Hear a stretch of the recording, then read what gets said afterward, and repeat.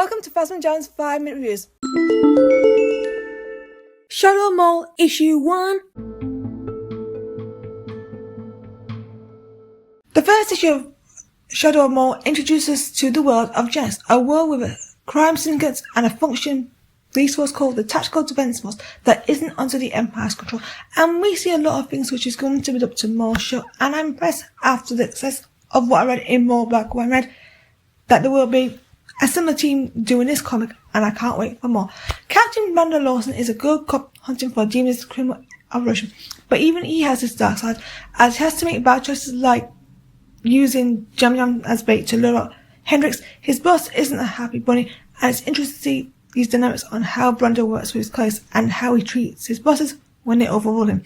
I love the Riley Lawson reference as he's playing a game of shotball that his dad is missing because of the ridiculous of Clarinville, who works for internal investigations after the drama we're yet to read about. And it's a bit of a joke, but he's doing his job, and both himself and Lawson are annoying each other.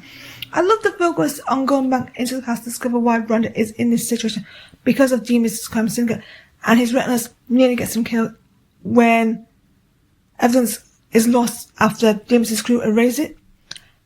Brando goes in alone to stop a small operation without his partner Two Shoes, and he's ambushed by a Downton who attempts to kill him but unsuccessfully, and Two Shoes arrives on time, and all of them are ambushed by a spider creature. So I can see something special with Brando and Two Shoes. I'm hoping we explore the dynamic going forward, as Two Shoes is reliable and knows what he needs to help Captain Lawson. I like the gentle tease at first wrote the comic regarding the traitor, with the hand being identical to the one Brando seen at the bar. Hendrix nearly kills one of his colleagues to hand over to Janix during a protection job.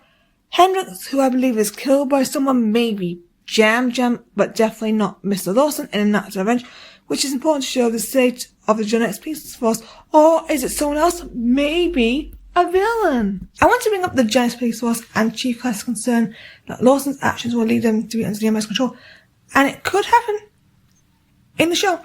I love that there is a clash on what is right or wrong, which is going to be a theme in this series.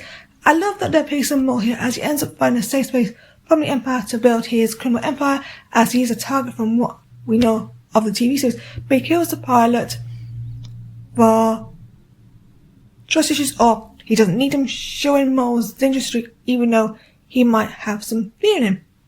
I love the comic design as it reflects what we're going to get on screen, and the team have done a good job. There's a cameo appearance from Luty Vario in a wanted poster, who will be in the TV show. He is wanted by the Jax police force, tied to Janix's enterprise. I love the foreshadowing, as he's going to be an interesting foe, perhaps.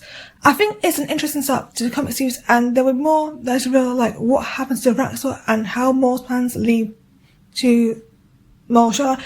This gives me hope that both comic and TV series will do well, and I can't wait for issue 2.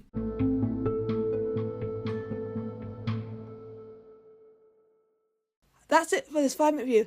Please like this review and subscribe to the podcast channel to keep up to date with all the latest content. Thank you for listening to Phasma Jones, and I'll see you next time. Goodbye, everyone.